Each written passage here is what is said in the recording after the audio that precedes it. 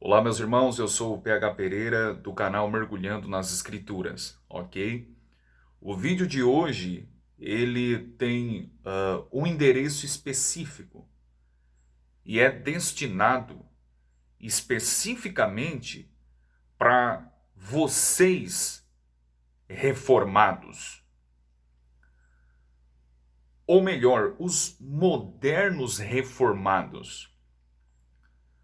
O ecumenismo e pluralismo dos modernos reformados.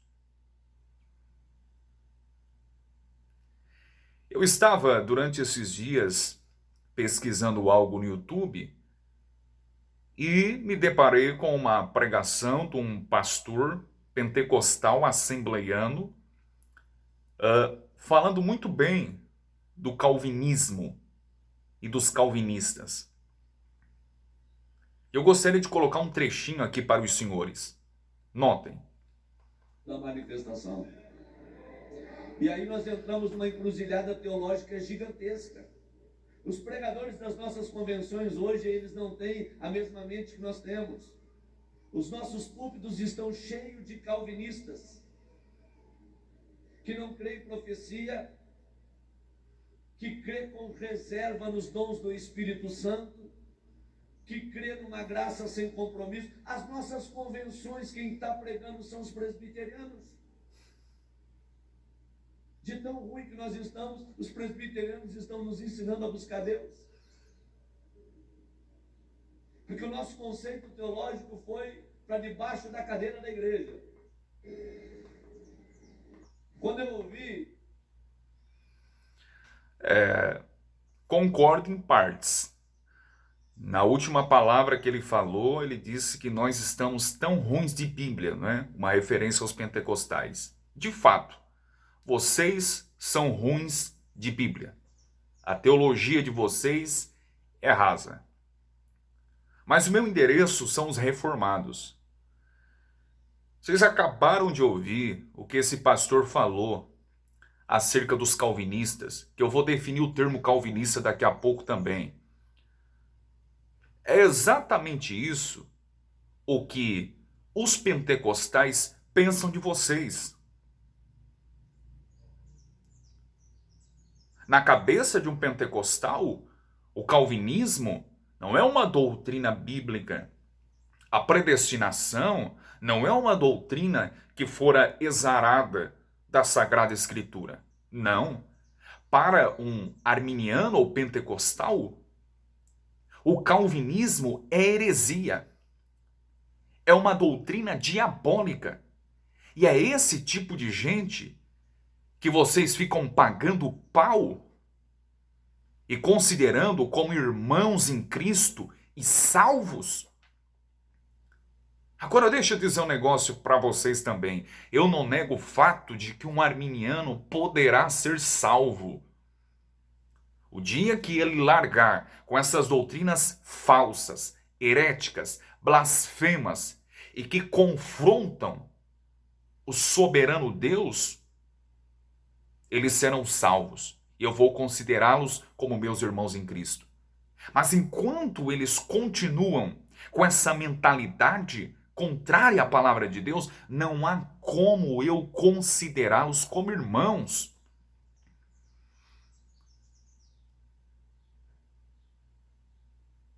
E aí vocês ficam com esse ecumenismo desenfreado, esse pluralismo. O que ensina o ecumenismo? Deus é amor. Deus não é um só. O que ensina o pluralismo? Todas as religiões são verdadeiras.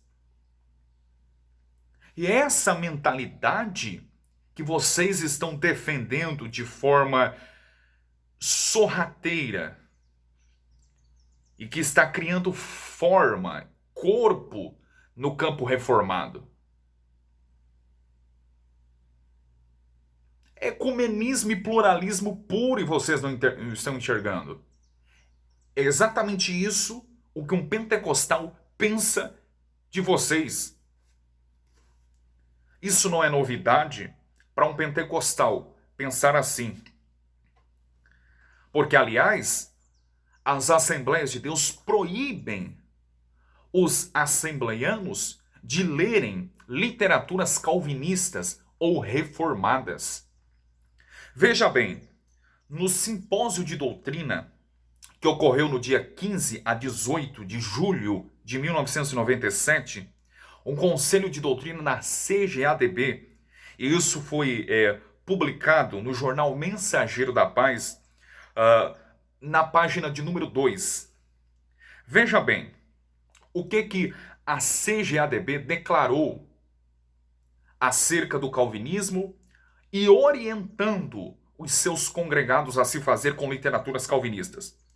Note bem, cada liderança, diante de fatos inusitados, procurar orientar a igreja sobre seus cuidados e cada crente ofereça a Deus culto racional e com entendimento, evitando que o misticismo e distorções semelhantes tão advertidas pelas Escrituras venham fazer parte da liturgia regular dos nossos cultos. Diante do exposto no item anterior, as lideranças deverão advertir seus liderados como reprovável, preste bem atenção aqui, como reprovável e não recomendável a adoção dos princípios e livros editados e ligados, primeiro, à maldição hereditária que anula o trabalho redentor de Cristo pela humanidade e a responsabilização individual de seus atos. 2. A predestinação que pretende defender a imutabilidade dos acontecimentos, retirando do homem o livre-arbítrio em concurso com a graça de Deus. Percebe que os arminianos proíbem os seus congregados de lerem literaturas calvinistas? Mas isso não seria contraditar o ensino de Paulo, por exemplo, em 1 Tessalonicenses 5:21, quando Paulo diz assim: examinai tudo e retende o que é bom. O que é bem-vindo aqui entre nós é somente literaturas pentecostais ou de linha arminiana. Mas outras literaturas vocês não podem. Isso não estaria contraditando o ensino de Paulo? E essa proibição e essa mentalidade pentecostal se assemelha muito com uma seita pseudo-cristãs, as Testemunhas de Jeová, por exemplo. Na revista Sentinela, no dia 15 de janeiro de 2006, na página 23, veja bem o que foi declarado. A Sociedade Torre de Vigia, ela também não recomenda e proíbe que seus liderados leiam outras literaturas que não sejam ali publicadas em seu meio. Veja bem o que diz. Assim devemos ouvir os apóstatas ler suas publicações ou ensinar seus sites na internet? Se amarmos a Deus e a verdade, não faremos isso. Então, essa mentalidade pentecostal assemelha-se muito com o pensamento de seitas heréticas, blasfemas também, que proíbem seus liderados de lerem outras literaturas que não sejam as dos seus autores. Agora, há uma razão. Há uma razão para isto. Há uma razão para essa proibição. O fato é que eles estão com medo de perder a membresia. Eles estão com medo de perder os fiéis, os congregados. E é por esta razão da proibição. O calvinismo tem crescido e crescido assustadoramente nos últimos 5 anos, pelo menos aqui no Brasil. A igreja pentecostal está empolvorosa com medo de perder mais e mais crentes, principalmente jovens, adolescentes que estão conhecendo a fé reformada. Então, eles estão empregando toda a força para que a verdade do evangelho não chegue para mais pessoas. E aí os tolos e cegos reformados, não generalizando, mas esses ecumênicos e pluralistas, tolos cegos, que enxergam quando o reverendo Augusto Nicodemos, que eu considero como um grande homem de Deus, vai pregar na Batista da Lagoinha: olha, o evangelho está alcançando os neopentecostais. Hernandes Dias Lopes, que eu gosto muito também, está pregando nas assembleias. Isto é lindo demais, é o mover de Deus. Não se iludem. Deixam de ser tolos e cegos. Eu não vejo isso como algo positivo, não. É um método muito sagaz para tentar conciliar a fé reformada com o pentecostalismo, ecumenismo. E também é um modo para manter os fiéis ali. Vocês lembram quando estourou o movimento pentecostal? A Igreja Católica Romana, na época, começou a imitar práticas pentecostais, de onde surgiu o chamado movimento carismático. Inclusive, um certo padre começou a cantar canções do meio pentecostal. Tem anjos voando nesse lugar. Ai, que bênção, que maravilha! O evangelho está alcançando também os nossos irmãos católicos romanos. Uma vírgula! Vocês não estão percebendo o ecumenismo e também esse medo de perder mais e mais fiéis? E aí estão adotando costumes que não são compatíveis à fé deles. E isso é o que eu estou enxergando, está acontecendo mais uma vez com esse movimento herético e blasfemo pentecostal, pior ainda, neopentecostal. Abram a mente, sejam inteligentes, pelo menos uma vez na vida. Não é possível. Os pentecostais, além de proibirem obras, literaturas e estudos calvinistas do meio pentecostal, eles também excluem pessoas que aderem ao movimento calvinista. Para se ter uma ideia, no ano de 1932, o pastor Manuel Higino de Souza, que era um pastor da Assembleia de Deus em Mossoró, ele aderiu ao pensamento calvinista, ou melhor, ele começou a crer nas doutrinas da graça. Posteriormente, o irmão Ursulino Costa seguiu também.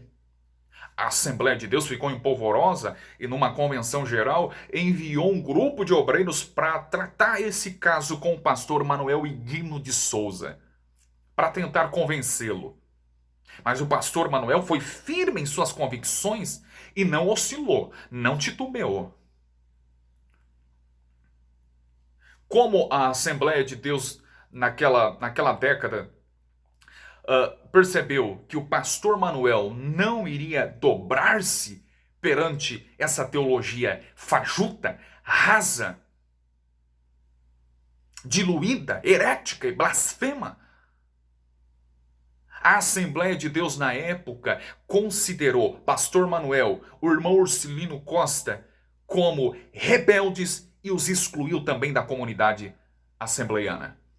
Logo em seguida, o irmão do pastor Manuel, Luiz Higino, também aderiu a esse pensamento, crendo firmemente nas doutrinas da graça. Ambos foram excluídos e tratados como rebeldes. E é isso que eles vão fazer com muitos dos pentecostais. Os reformados não enxergam isso.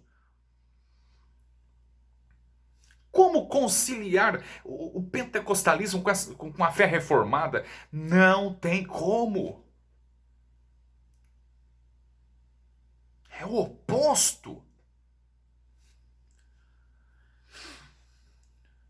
Deixa eu dizer um negócio para vocês, reformados. Embora um arminiano confesse e crê na soberania de Deus e justificação somente pela fé, eles não creem. São muito bons teóricos, mas na prática não creem. Eles não creem na soberania de Deus quando defendem o suposto livre-arbítrio. Olha, Deus é soberano, mas ele respeita o meu arbítrio. Olha, Deus é onipotente, mas se eu não quero, ele não quer. Então ele não é onipotente. Então ele não é soberano, minha gente. Porque se ele respeita, se ele quer e não faz, ele não é onipotente, também não é soberano. Isso é negar soberania, atributos de Deus. E isto beira ateísmo aberto ou teologia relacional.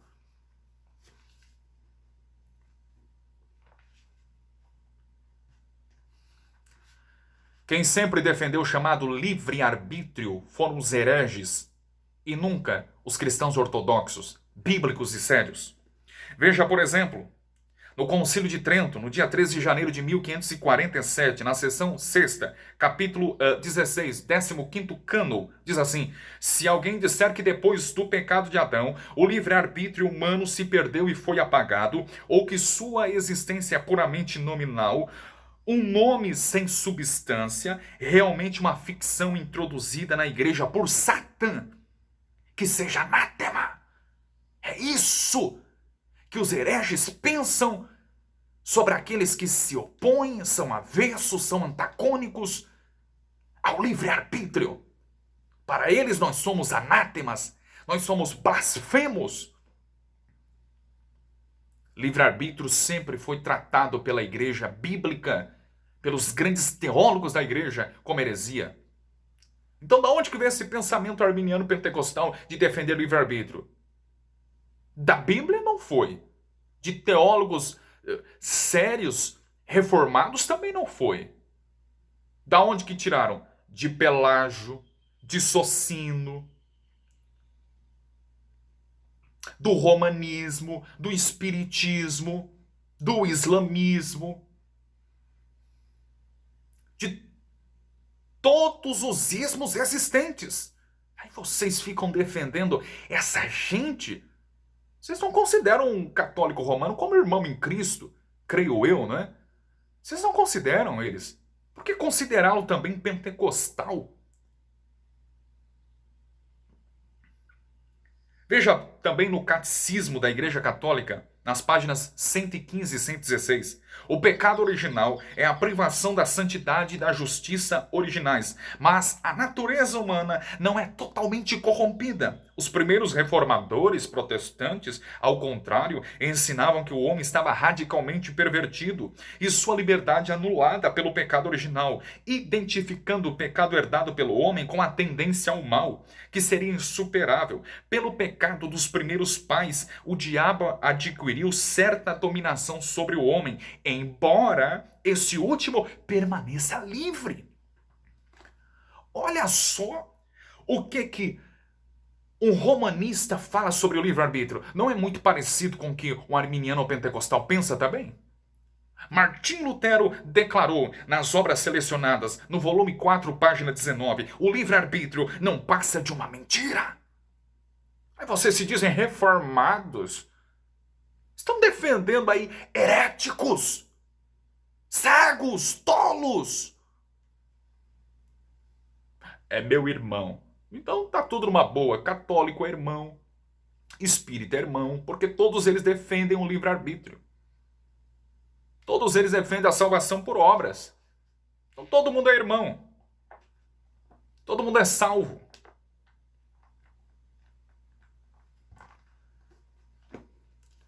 Eles negam a soberania de Deus através do suposto livre-arbítrio. Mas eles negam também a justificação somente pela fé. Para vocês isso não é herege? Como é que eles negam a justificação somente pela fé na prática, PH? Através de métodos humanistas, legalistas, moralistas e farisaicos. Olha, eu fui justificado somente pela fé em Cristo, mas eu tenho de obedecer. Eu tenho de me santificar. Então não é somente pela fé. Então é justificação e mais obediência. É justificação e mais santificação. Percebe? É justificação, mas eu tenho de criar uma listinha de regras do que pode e do que não pode. Eu preciso me santificar, eu preciso obedecer para ser salvo. Percebe? Então não é justificação somente pela fé. Os arminianos e pentecostais negam a justificação somente pela fé em Cristo. Veja bem o que diz no livro A Doutrina da Predestinação, da CPAD, página 27, do teólogo assembleiano pentecostal Zeferino Pedro da Silva. E assim, de acordo com os arminianos, a salvação não depende somente de Deus. Sinergismo é o que ele vai defender, mas também da fé, da obediência e da perseverança do homem. Sinergismo puro, blasfêmia. Negou completamente aqui, vocês que não estão enxergando, mas ele negou a justificação somente pela fé. No mesmo livro, na página 98, o mesmo pastor diz: a salvação é de Deus, mas, para um pentecostal sempre vai existir o mas reformado. Mas requer também algum esforço por parte do homem. No livro A Doutrina da Predestinação, página 48, diz: porém, tratando-se da salvação humana, tanto Deus como o homem cooperam mutuamente no processo. Isso é justificação somente pela fé? O romanismo sempre foi contra a justificação somente pela fé. Martinho Lutero observou dizendo assim: se este artigo de fé cair por terra, a igreja também cairá por terra. Mas se ele ficar de pé, a igreja também manter-se-á de pé. Mas olha o que pensava o romanismo na época, no cânon 9 da sexta sessão do Concílio de Trento. Se alguém disser que somente pela fé o ímpio é justificado, querendo dizer deste modo que nada mais se exige para cooperar, para se obter a graça da justificação, e que não é de modo algum necessário que ele esteja preparado e disposto pelo movimento da sua própria vontade, que ele seja anátema.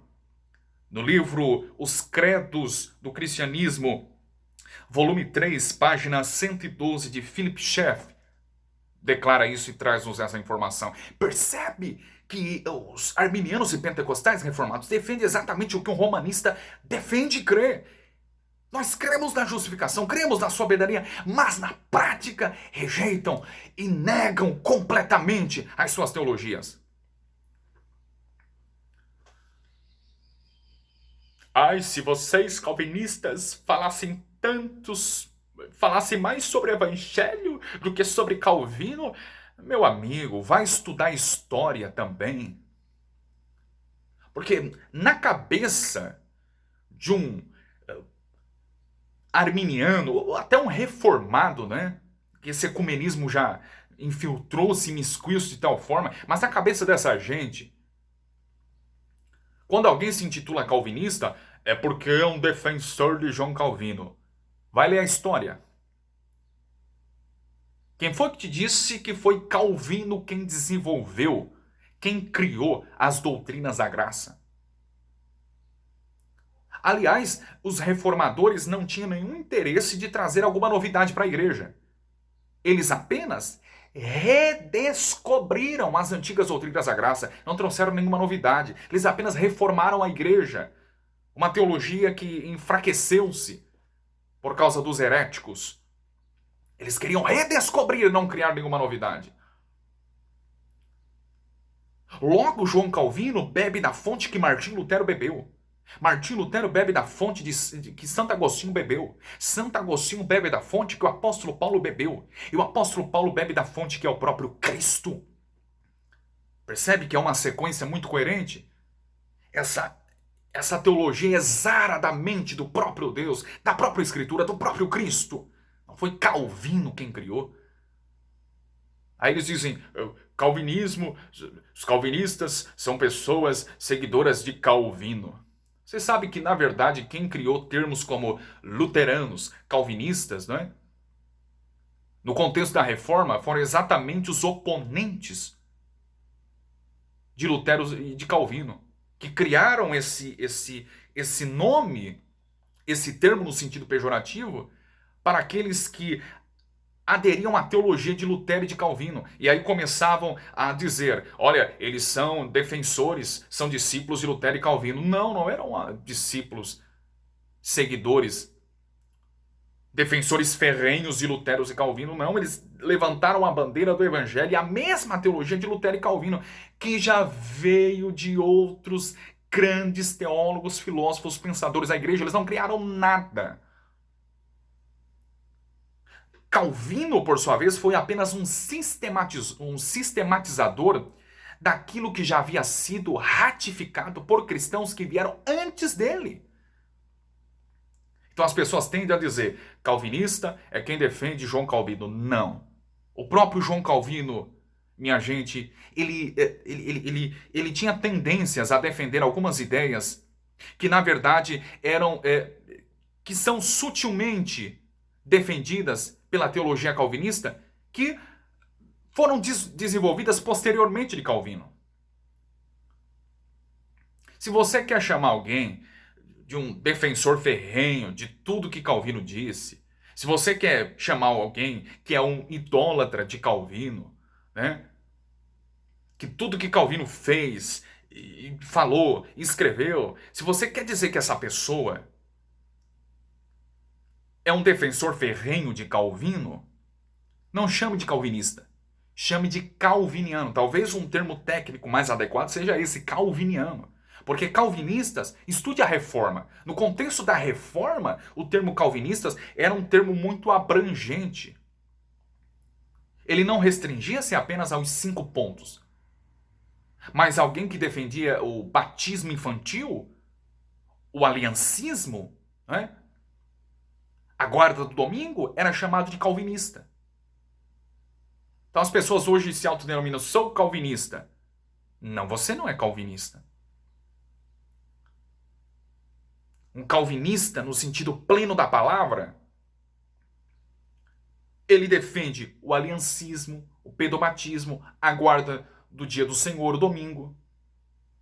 Se você quer chamar alguém de idólatra de Calvino, chame de calviniano. Porque calvinismo, no sentido pleno da palavra, ou calvinista, né, no sentido pleno da palavra, remete a outras ideias, que não é a que você está defendendo.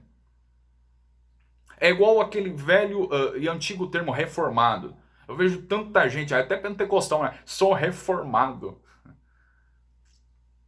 Reformado, para ser reformado, defende até os ossos da teologia da reforma. Ele é um defensor ferrenho, por exemplo, da Confissão de Westminster.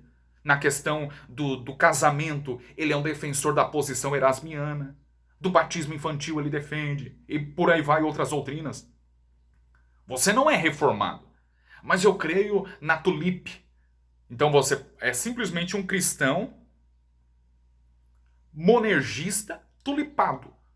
Mas não significa que você é reformado. Entenda os termos, estude com mais afinco. Então, meus irmãos, essa é a minha palavra e esse é meu comentário. Eu já me prolonguei muito, tá? Mas eu espero tê-los ajudado. Espero tê-los ajudado de alguma forma. Ok? Abraço.